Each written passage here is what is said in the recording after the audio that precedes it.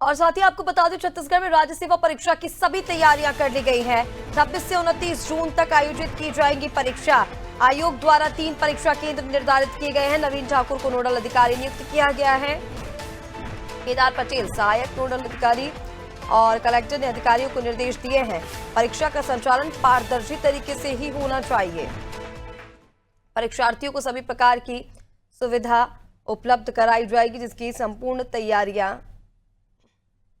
कर ली गई हैं, क्योंकि कल से 3 दिन तक इन परीक्षा का आयोजन होना है। चलिए, ज्यादा अपडेट के लिए पुष्पांजलि लगातार हमारे साथ बनी हुई हैं। पुष्पांजलि, राज्य सेवा परीक्षा की शुरुआत कल से हो रही है। 26 जून से 29 जून तक इन परीक्षाओं का आयोजन होगा।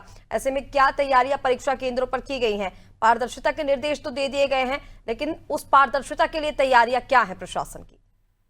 जी बिल्कुल ऋषिका, मैं आपको बता दूं कि सीजीपीएससी द्वारा यानी कि छत्तीसगढ़ लोक सेवा आयोग द्वारा जो परीक्षा की तिथि है वो रेडी कर ली गई है, यानी कि घोषित कर दी गई है। 26 जून से 29 जून तक ये जो परीक्षा है वो 2 पालियों में की जाएगी, यानी कि जो 2 पालियों में ये परीक्षा है वो आयोजित की जाएगी। सुबह 9 बजे से दोपहर 12 बजे तक और दोपहर 12 बजे से शाम 5 बजे तक ये जो 2 पालियों में परीक्षा होनी है वो काफी महत्वपूर्ण है। लोक सेवा आयोग की तरफ से ये जारी कर दी गई है और खासकर सीजीपीएससी जो स्टूडेंट्स है उनके लिए काफी अब कम समय बचा है, क्योंकि 26 जून जो है वो काफी करीब है। उसके बाद जो ये परीक्षा है वो होनी है और इसके लिए कलेक्टर गौरव सिंह ने साफ तौर पर कहा है कि ये जो परीक्षा है वो पारदर्शी होनी चाहिए और किसी भी प्रकार की परेशानी छात्रों को नहीं होनी चाहिए।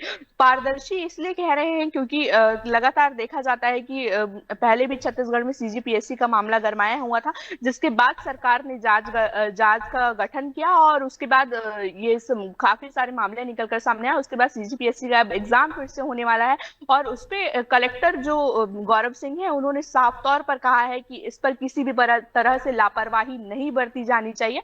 और परीक्षा के लिए जो नवीन ठाकुर को नोडल अधिकारी जो है वो घोषित किया गया है और वहीं केदार पटेल को सहायक नोडल अधिकारी नियुक्त किया गया है। और जो गौरव सिंह है उन्होंने साफ तौर पर निर्देशित किया है कि परीक्षा का संचालन सुचारू एवं पारदर्शी रूप से होना चाहिए, क्योंकि लोक सेवा आयोग के नियमों के अनुसार ये जो परीक्षा है वो पूरी करनी चाहिए। और इसके साथ ही परीक्षा केंद्र में परीक्षार्थियों को सभी प्रकार की आवश्यक सुविधाएं उपलब्ध भी कराई जाएंगी, जिससे जो छात्र होंगे उनको दिक्कतें नहीं होंगी और उनको एग्जाम देने में जो है वो परेशानी नहीं होगी। वो क्लियर माइंड से यानी कि साफ माइंड से अपने शांत मन से एग्जाम दे पाएंगे सीजीपीएससी का, क्योंकि सीजीपीएससी जो है वो काफी टफ एग्जाम होता है और छत्तीसगढ़ के लिए काफी अहम एग्जाम होता है। छत्तीसगढ़ लोक सेवा आयोग की तरफ से ये जो परीक्षा है वो आयोजित की जाती है और इसमें कई लाखों की संख्या में जो परीक्षार्थी हैं इसमें भाग लेते हैं और परीक्षा देते हैं। और फिलहाल कुछ दिन बाद इसका रिजल्ट भी आ जाता है, जिसके बाद सामने आता है कि